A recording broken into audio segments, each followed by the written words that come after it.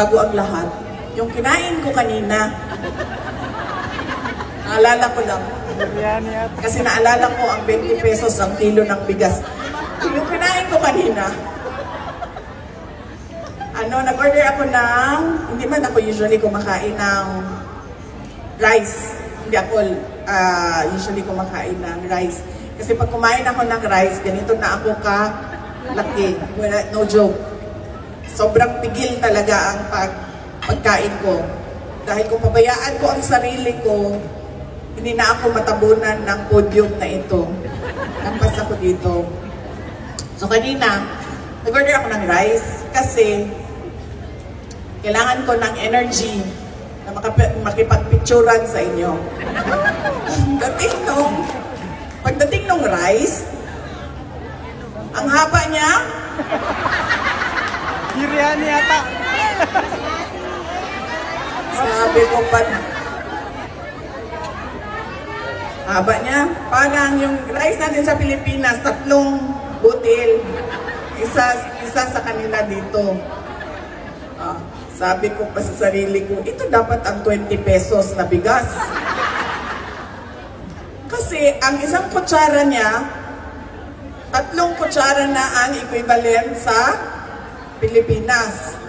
Di mapababa mo ang presyo. Sabi ko, ganito dapat ang... Bakit ang haba nun? Kinabahan ako sa kanya, baka artificial intelligence na...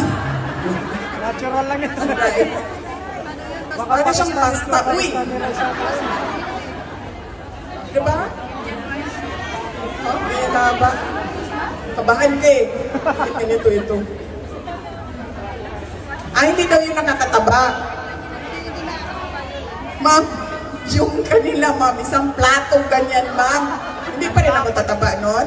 Pag inubos ko yun, isang plato. Sure? Noon?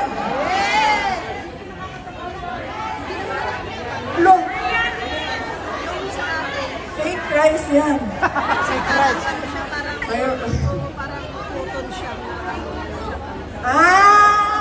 So kaya ganyan kalaki yung kanilang serving ng rice kasi hindi siya makataba. So dapat kinain ko lahat yun para mabusog ako. Kasi dinahandahan ko pa siya eh. Andun pa siya, naiwan pa siya doon. Kasi kakainin ko mamaya hapunan. Iniwan ko na lang doon. Ang laki niya. Ganyan. Ang haba pa niya. Saan ako, ma'am?